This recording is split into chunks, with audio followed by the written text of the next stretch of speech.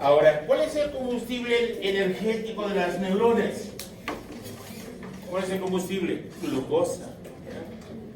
Pero el cerebro humano se ha mal acostumbrado. Por ejemplo, a los pacientes epilépticos les hacen hacer ayuno. ¿Qué es el ayuno, señor? El ayuno es no desayunar, no romper el ayuno. Eso es el ayuno. ¿Ya? Entonces, ¿y saben qué hace el epiléptico cuando no desayuna, se queda en ayuno? ¿Cuál es la respuesta energética? Es cuerpos cetónicos. ¿A partir de qué forman cuerpos cetónicos? Del acetil, coenzima A. Me da el hígado, va hacia el cerebro, y a partir de los cuerpos cetónicos, el acetoacetato y el hidroxibutirato que tengo, acetilcoenzima A, entro al ciclo de Krebs. Ya saben el cuento del oxalacetato, el Krebs es un cuento que ya lo conocen. Al final obtengo energía, ¿ya? A partir de los cuerpos cetónicos. Pero tiene una propiedad los cuerpos cetónicos. ¿Cuál es esa propiedad? Es antioxidante. Si es antioxidante, nosotros producimos agentes oxidantes siempre. Y la idea es no envejecer. ¿Cómo podemos no envejecer? Agentes reductores, pero no mucho agente reductor también. Debe haber un equilibrio. Lo poco es malo y lo mucho también es malo. Existe lo que se llama el set point, la homeostasis. Hay que mantener, ¿no? Una proporción entre lo que es agentes oxidantes y agentes reductores. Inclusive, para que las señoritas no tengan que utilizar botox, ¿qué deben hacer? Ayuno. Porque estimulan la sirtuina. ¿Qué es la sirtuina? ¿Alguna vez les he hablado de la sirtuina? ¿Qué hace la sirtuina? ¿La sirtuina qué hace? Lo que hace, básicamente, es la hormona del envejecimiento. Entonces, cuando uno envejece, cuando falla en la capacidad de reproducción de sus células, entonces uno de los problemas viene a ser la histona desacetilasa, ¿se acuerdan o no? ¿Qué hacía la histona desacetilasa? ¿Empaquetaba o desempaquetaba los nucleosomas? ¿Se acuerdan? Desempaquetaba y era un problema. Entonces, ¿cuándo debe estar eso regulado? Debe ser regulado exquisitamente. Pero ¿qué pasa si por problemas de contaminación comienza a desacetilarse las histonas? Hay muerte de células, muerte de neuronas, etc. Entonces, lo importante aquí es cuerpos cetónicos. Recuerden que el humano ha demorado millones de años para almacenar una molécula que tenga alta energía. Por ejemplo, el ácido palmítico, ¿cuántos ATP les da? 129 ATP. En cambio, la glucosa, 36 ATP. Entonces, ¿dónde nos da más fuente energética? Los ácidos grasos, ¿ya? Los ácidos grasos.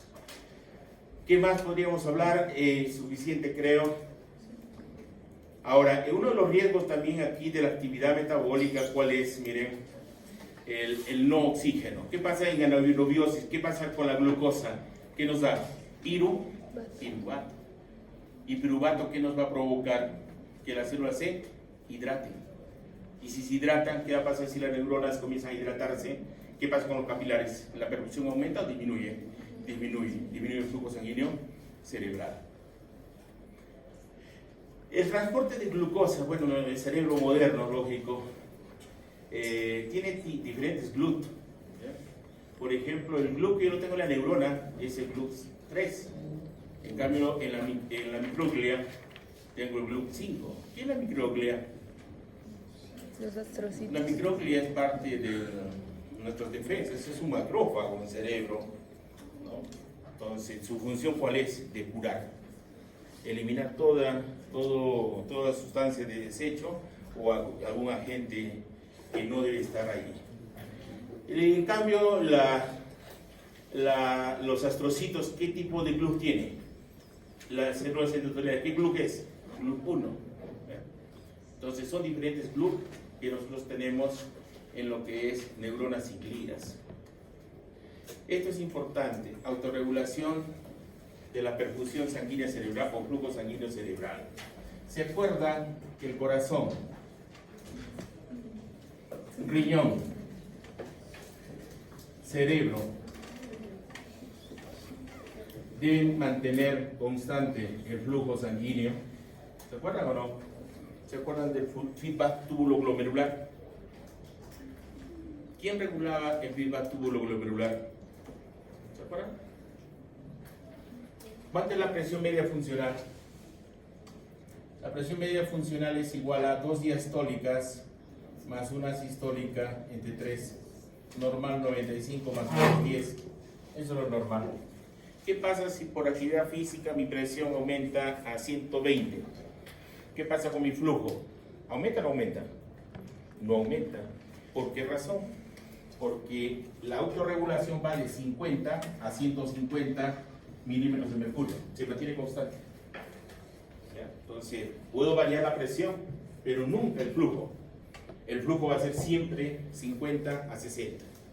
¿Qué pasa si yo comienzo, me voy a hacer un deporte y llego a 160 milímetros de mercurio, sistólica? La diastólica no fluctúa mucho, puedo llegar a 89, pero nunca voy a superar los 90 por ejercicio, salvo que sea patológico. ¿Se acuerdan cuál era la presión peligrosa? ¿Era la de llenado o la de bombeo? ¿Cuál era? No, las dos. ¿Cuál es la de llenado? ¿Cuál es la de llenado? La diastólica. Esa es la peligrosa. ¿Cuánto es lo máximo que debe ser la diastólica? 89. 90 ya soy hipertenso. Ya soy hipertenso. En cambio, la sistólica, ¿cuánto es lo máximo? 139. 140 ya soy hipertenso. Entonces, pero vean aquí. Yo puedo modificar la presión, pero mi flujo de perfusión cerebral no puede variar en 3 órganos. ¿Cuáles son los 3 órganos? Corazón, riñón y cerebro. Ahora, ¿por qué se da eso? Por mecanismos de autorregulación. Tenemos teoría miogénica y teoría metabólica. La teoría miogénica, ¿a qué se refiere? Cuando disminuye la presión arterial media, ¿no?, o funcional, podemos mencionarla ahí, se produce una vasodilatación. Porque lo lógico, ya ustedes saben, que ya me molesta acá, a ver, ¿cómo calculábamos la presión? ¿Se acuerdan? La presión arterial era el gasto cardíaco por la resistencia periférica total. ¿Se acuerdan o no se acuerdan? El gasto cardíaco era la ley de, ¿cómo se llamaba? La ley del corazón. Frank Starling. Aquí no sé si era igual al volumen sistólico por la frecuencia cardíaca, que era por la ley de Ponsonby-Hagen, la resistencia periférica total, que era igual 8 por N por L entre pi a la cuarta potencia del radio. ¿Se acuerdan o no se acuerdan? ¿Se acuerdan ustedes? Si no se acuerdan, tienen que volver a estudiar. Es necesario. No les va a hacer mal porque van a hacer sus circuitos neuronales. Entonces, si yo tengo una disminución de la presión arterial, lo lógico que debería pasar es que haya una menor perfusión. Pero esa menor perfusión es un problema para el cerebro, porque tiene que estar manteniendo una constante perfusión o irrigación. Para ello, la respuesta va a ser una vasodilatación. Con la vasodilatación miogénica o automática, aumento la perfusión. ¿Cómo se da esa vasodilatación? ¿Cómo estará el músculo liso de los vasos o del endotelio cerebral? ¿Cómo estará? ¿Contraído o relajado? Relajado. ¿Y se acuerdan que había unos receptores L de calcio? ¿Se acuerdan o no? A ver, acuérdense de disfunción eréctil, hace poquito lo han visto. Y lo van a ver ustedes cuando tengan 50 años. ¿Ya? Van a llorar ustedes. Entonces, ¿se acuerdan que el óxido nítrico que hacía? ¿Se acuerdan o no? liberaba óxido nítrico a partir de arginina, nos daba óxido nítrico, y actuaba sobre el GMP para darnos GMP cíclico. ¿Y qué hacía el GMP cíclico? ¿Se acuerdan? El GMP cíclico lo que hace, cerraba el canal L de calcio. Si yo cierro el canal de calcio, ¿qué pasa? Se relaja. Y si se relaja, vasodilatación. Esa teoría es algo similar, solo que aquí hay unos mecanorreceptores que van a provocar el no ingreso de canales de calcio, los L, y se relaja. Lo contrario ocurre cuando disminuye la presión. Si disminuye la presión, quiere decir que el radio también va a disminuir. Perdón, cuando aumenta la presión,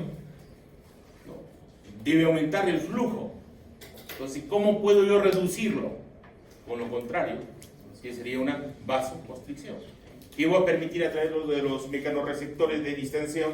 Lo que va a provocar es un ingreso de calcio para que haya una contracción de la musculatura lisa vascular y se provoque una vasoconstricción y que regule la perfusión sanguínea. ¿Me dejo entender o no? Ahora, metabólico. ¿De quién depende?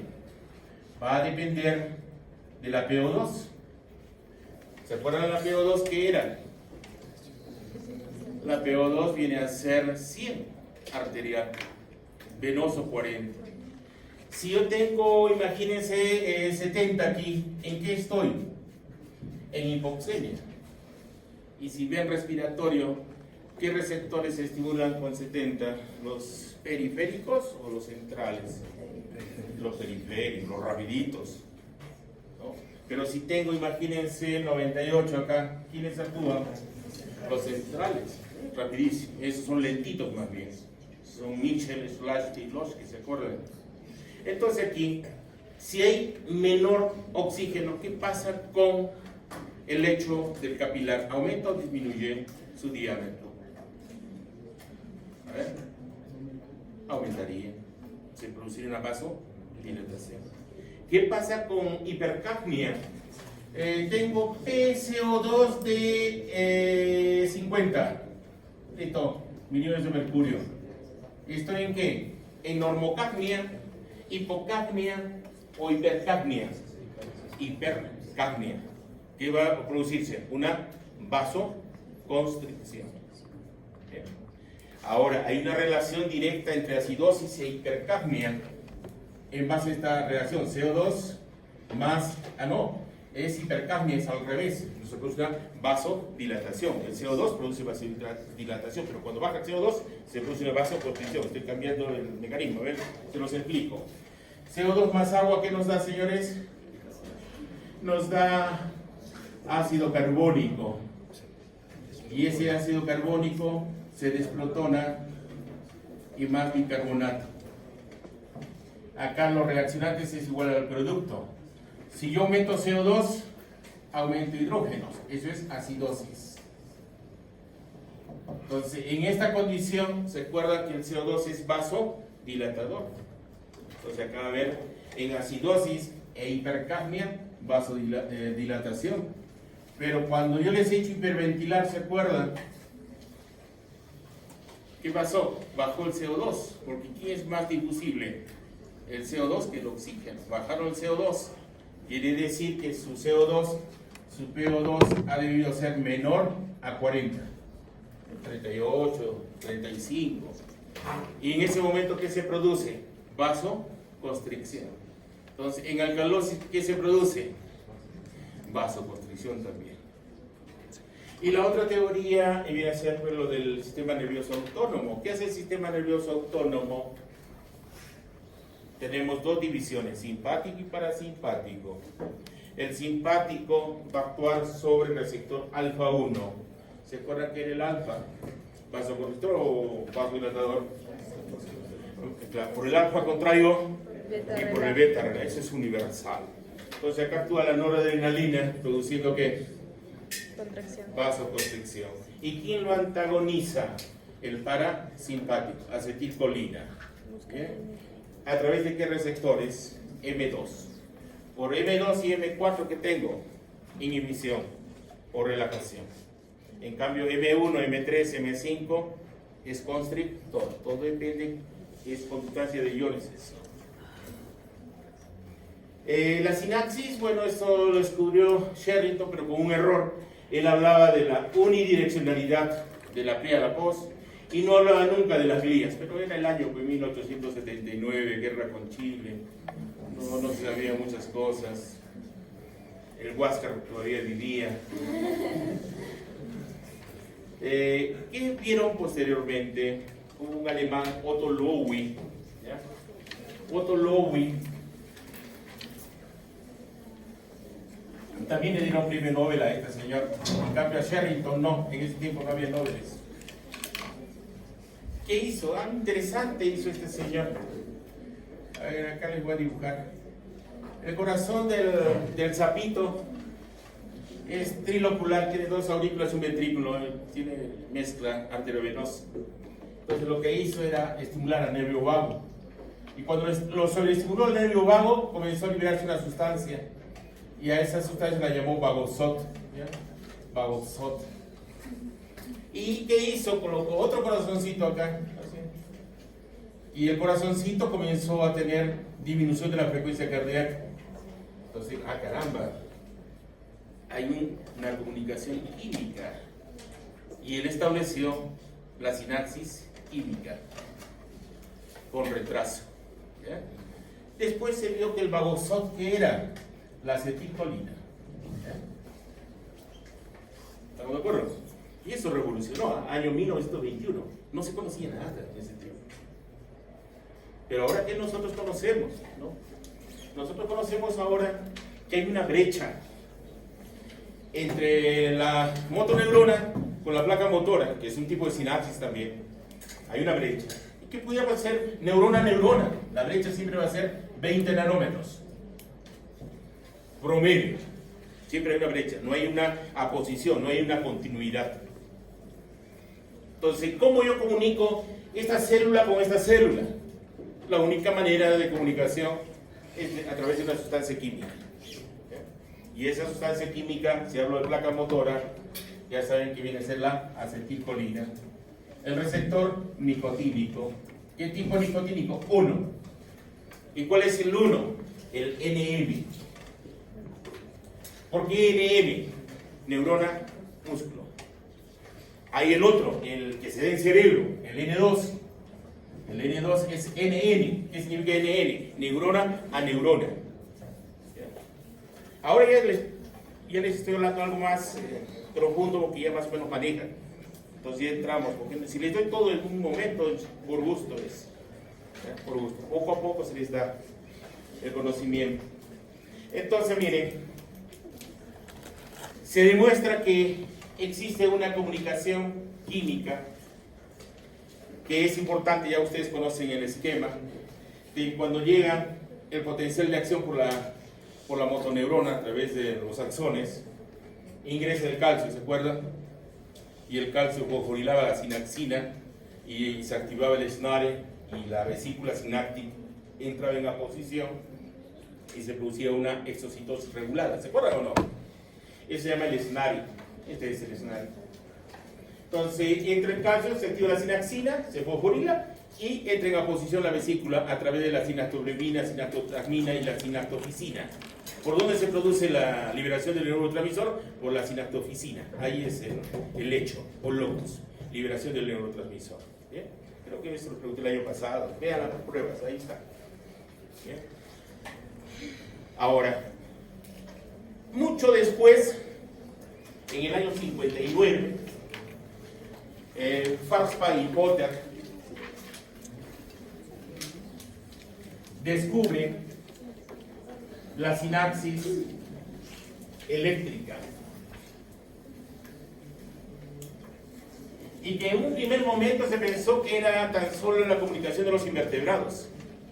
A ver, que vean el vuelo de una mosca y traten como ese de la película, en una película, no me acuerdo cuál es, que agarra así, le agarró. Ni sé, con palitos creo que la agarró. Esa es mentira. A ver, hagan la prueba. La pueden agarrar así, pero así difícil. Si no, los apruebo, no dan el examen. No van a tener muerta la cosa porque les tienen que demostrarle que vuela, ¿no? A ver, Ana, difícil. ¿Y por qué es rápida esa transmisión eléctrica? Porque es netamente eléctrica y no química. ¿Y por qué es eléctrica? Porque la comunicación entre pre y post tan solo mide 2 nanómetros. ¿Ya? 2 nanómetros. Y no hay retraso. La conducción es directo. El paso de los iones es directo. Pero se pensó que en el conexón, que está constituido de conexinas, era tan solo como es un canal. Mentira. Es un canal regulado por neurotransmisor, por pH, por calcio y por segundos mensajeros. Entonces, no es un canal, no es un paso, no es un sin sitio funcional, sino también está regulado a través de lo que he mencionado. ¿Bien? Entonces, ¿cómo se llama esta estructura? Conexón. ¿De qué está constituido el conexón? Conexinas. ¿Y por qué se da esa estructura? Por la aposición de neurona a neurona. No hay un retraso acá. Sinapsis. Ustedes ya conocen que cuando ingresa el sodio al interior de la célula, ¿qué pasa con la célula? Se despolariza. Eso lo conocen ustedes desde coquito. Ustedes saben que la célula internamente es negativa y externamente positiva. ¿Eso qué se llama? Dipolo. ¿Ya? Dipolo. Entonces, ¿cuándo la célula es permeable al sodio? Cuando llega al umbral. ¿Y cuándo llega al umbral? Cuando se cumple la ley del todo o todo o nada. ¿Qué significa la ley del todo o nada? Que tiene que haber un estímulo de carácter umbral. ¿Para qué? Para que los canales dependientes de voltaje, no los de fuga, ya los de fuga ya saben qué tienen. Entonces se abren los canales de sodio y se produce el influjo de sodio. ¿Y qué va a provocar eso? La despolarización, ¿se acuerdan? Pero para aquí, para nervioso, ya no es despolarización. Lo que va a producir es un potencial postsináptico excitador. ¿Bien? Ya cambia la nomenclatura. Entonces, cuando hablemos de reflejos y les diga cómo es la inervación recíproca de un músculo agonista y antagonista, ya hablamos no de despolarización, hablamos de potencial excitador o inhibidor. ¿Ya? Por ejemplo, cuando hace un reflejo flexor, es excitador. ¿Pero para quién? Para el flexor. Pero para el antagónico es inhibidor. ¿Me dejo entender o no? Eso se llama la inervación recíproca de Sherrington. ¿Ya? No puede darse doble respuesta porque no habría función. ¿Ya? Es cuando le pregunté a ustedes sobre la contracción isovolumétrica, cómo están las válvulas, abiertas o cerradas. Cayeron, ¿no? Todas cerradas porque es contracción isovolumétrica. Imagínense que se quede abierta alguna. No habría contracción isovolumétrica. Lo contrario, por ejemplo, cuando ingresa el influjo de cloro. Imagínense que consumen alcohol. ¿El alcohol que provoca? Influjo de cloro. ¿Los estimula o los inhibe? Los inhibe. Otra cosa es que se desinhiban, eso es otra cosa.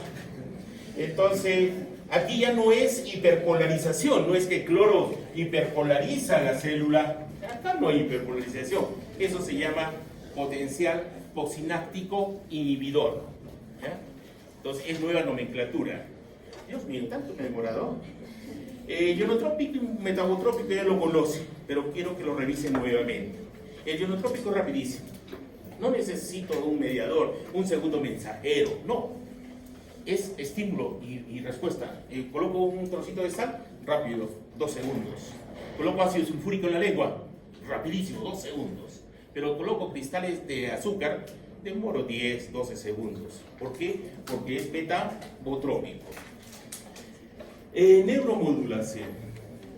Ya las tengo 1 hora y 10, 20, 15 minutos. Párense un ratito, no van a sufrir necrosis de glúteo. Párense un ratito.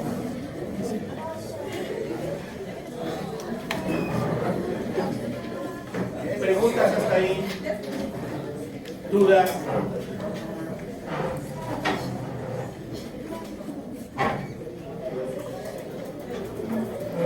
¿Alguna duda, señores? ¿Algo que no entiendan? Inmediatamente se los explico. Ya, siéntense, seguimos. Existe en la integración nerviosa una neuromodulación. Voy a tomar como ejemplo Voy a tomar como ejemplo corazón. Si bien es cierto el corazón es autónomo, tiene su marcapaso que es el Keyflag, pero tiene inervación autónoma. ¿Y cuál es la autónoma? Tengo fibras simpáticas, ¿ya?, y fibras parasimpáticas. Y ya ustedes saben que las fibras simpáticas inervan no tan solo nodos, sino también cámaras auriculares y ventriculares. En cambio, el parasimpático tan solo es nodos, nada más. ¿Bien? Ahora, ¿sobre quién actúa? Sobre M2 y beta 1, el adrenérgico, y el colinérgico sobre M2. De tal manera que cuando yo veo funcionar un corazón, o hay taquicardia o bradicardia. Entonces, ¿quién es taquicardizante? Es el sistema simpático.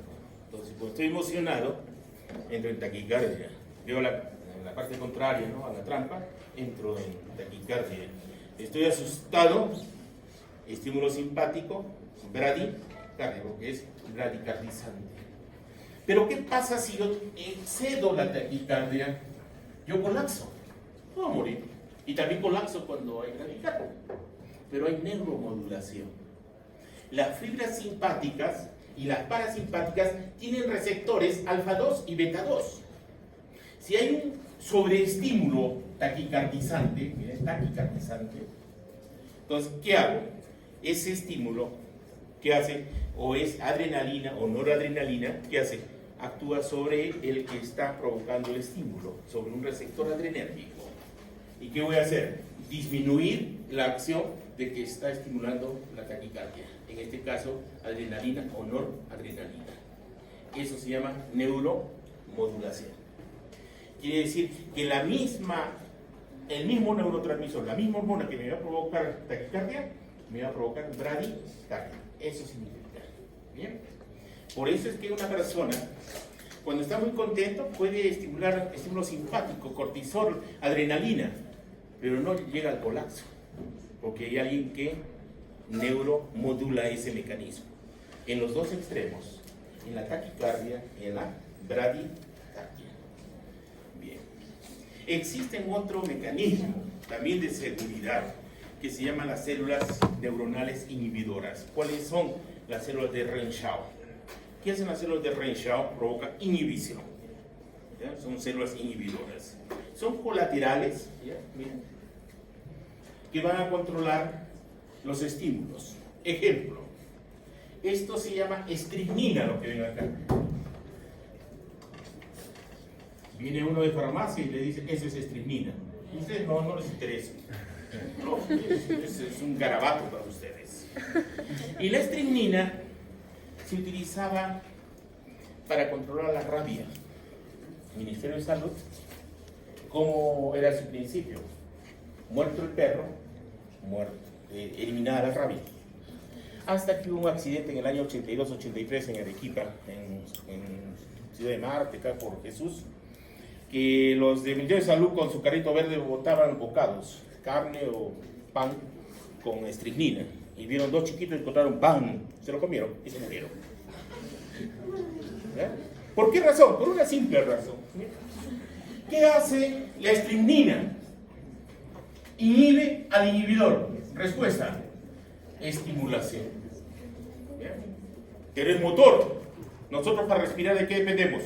Músculos. ¿Y qué pasa si los músculos se quedan contraídos? Los inspiratorios. Paro respiratorio. ¿Qué pasa con el corazón? Igual. Paro cardiorrespiratorio. Desde esa época se prohibió el uso de estricnina. Y muchos utilizan Favorit también. Vamos. Sumación espacial y temporal. Las integraciones a nivel del cerebro dependen de tiempo y espacio. Si yo tengo un estímulo, miren acá tengo una sinapsis. Tengo una neurona 1, una neurona 2. Esto es un axón y una dendrita. Entonces, hay un estímulo y la respuesta va a ser esta. Estímulo, respuesta. Listo. Pero ¿qué pasa si yo tengo 3 neuronas que estimulan a otra? Y la respuesta va a ser mayor. Pero ¿qué pasa si una sola neurona con otra neurona pero tengo mayor pulso, mayor frecuencia de estímulo. La respuesta va a ser igual que esta, pero es graduada. ¿Se acuerdan el efecto Treppe? Cuando reclutábamos fibras musculares, ¿se acuerdan? El calentamiento, lo que veíamos, el efecto de tamaño de un brazo grande y un brazo chiquito, ¿se acuerdan o no? Igual funciona. ¿Ya? Esto se llama sumación latente, en lo que corresponde a tiempo. En cambio, este es tiempo y este es espacio, porque son 3 estímulos para una, y acá son 3 pulsos a una. Pero la magnitud de la respuesta es mayor. Potenciales electrotónicos. Si uno hace aritmética acá, ¿qué tipo de neuronas tengo que debería estimular ahí? ¿Cuántas neuronas estimuladoras tengo y cuántas inhibidoras tengo? Tengo más estimuladores. Si no las he contado, me aburro contar. A ver, tengo 5, 6, 10 tengo, 10 estimuladoras contra 2 inhibidoras. ¿Hay 6, señorita Vázquez? 10 yo cuento, es que tú eres soltera. A ver, aquí tengo 1, 2, 3, 4. Hay 6 inhibidoras. Hay 10 estimuladoras y 2 inhibidoras. 6. ¿6? Ya. No, esto ya es respuesta. Esto ya es respuesta. Esto ya es conoxónico. ¿Ya? Entonces, ¿cuántas estimuladoras tengo? 10. ¿Cuántas inhibidoras tengo? 2. ¿Cuál debería ser la respuesta? Si es aritmético, ¿debería ser estimulación o inhibición? Estimulación, pero no es estimulación, es inhibición. ¿Por qué razón? ¿Cuál es el cono axónico? El cono axónico es este. Las neuronas que están cerca del cono axónico definen la respuesta. ¿Me puedo entender o no? No es aritmético. ¿Ya? No es aritmético. Fatiga. También se fatigan nuestras neuronas. Cuando estudian mucho ustedes, hipotéticamente o virtualmente, también se fatigan, se cansan. Pero más es un problema de sueño lo que tienen ustedes. Es fatiga de sueño. El problema es deuda de sueño. Para dormir necesitamos melatonina y adenosina. Si un alumno, por ejemplo, tiene un examen el día sábado, ponemos lunes, martes, perdón, no va a ser muy lejos, jueves, viernes, estudia 2 días, es un loco de la naturaleza. Entonces, el jueves duerme 2 horas y tiene deuda 6, ¿ya? Es de dormir. El viernes, 1 hora y tiene deuda 7, ya son 13 horas de deuda de sueño. Y el sueño lo cobra. Y es efectivo, o si no se va a la SUNAT. Pero tienen que metabolizar el exceso de adenosina, obligatorio. Ya cuando hagan sueño les voy a explicar. Por eso cuando ustedes consumen cafeína, lo que están inhibiendo aquí es a la adenosina. Van a ver, es bonito eso, ¿no? Pero nuestras neuronas también se fatigan. Y una manifestación de la fatiga que viene a ser las convulsiones. Y habíamos visto, ¿se acuerdan las canalopatías cuando había mutaciones en los canales de sodio y de potasio? ¿Se acuerdan? Entonces acá lo normal es esto, que ingrese el sodio y salga potasio. Un estímulo y una respuesta. Aquí en cambio, mutación en sodio. Se da focos epileptógenos. O mutación de potasio, focos epileptógenos. Circuitos neuronales. No he puesto mi grillo. Ah, no, sí lo he puesto. Es 824, ¿no? Está bien, 824. Circuitos neuronales. Tengo el circuito convergente, divergente, reverberante y en paralelo. A ver, cuando yo veo las ondas electromagnéticas, ¿en dónde inciden? En la retina. Hay una zona de mayor agudeza visual. ¿Cómo se llama esa? La fobia. La parte central, la fobiola, donde mayor agudeza visual, pero toda la imagen entra a la retina. De tal manera, ¿qué tipo de integración será? ¿Divergente o convergente?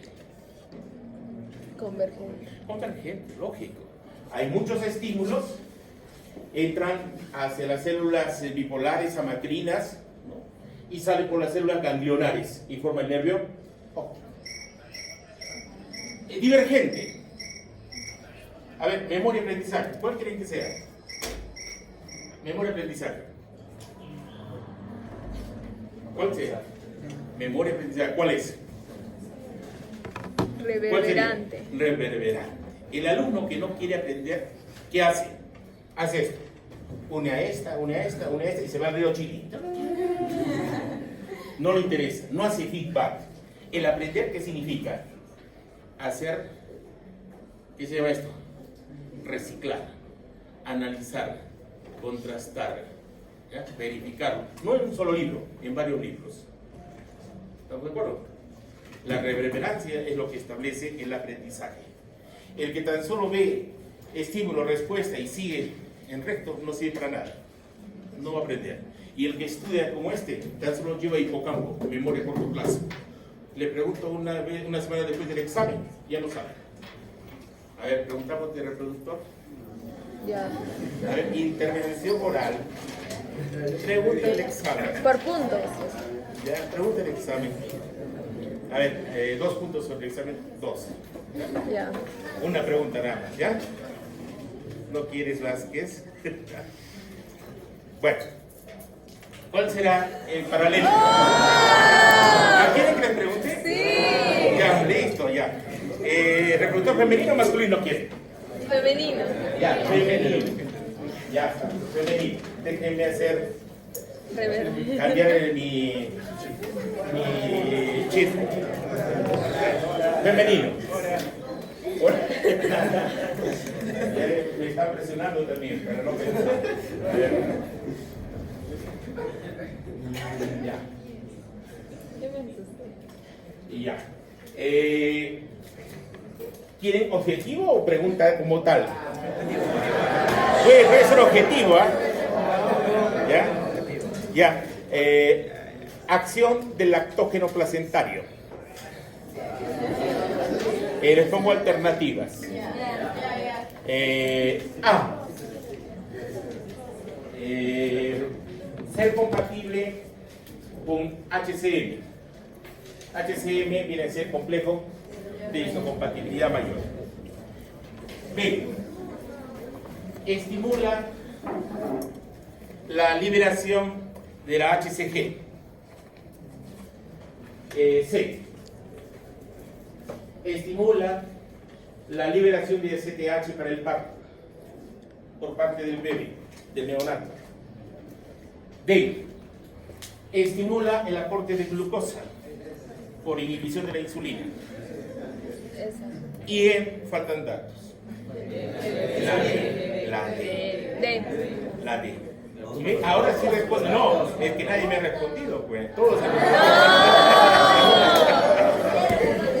Pero bueno, está bien. Voy a ir preguntándoles poco a poco. Está muy bien. Pensé que no se acordaban, que no he preguntado nada sobre el lactógeno placentario, nada. Sí. ¿Lo apagó? Es que para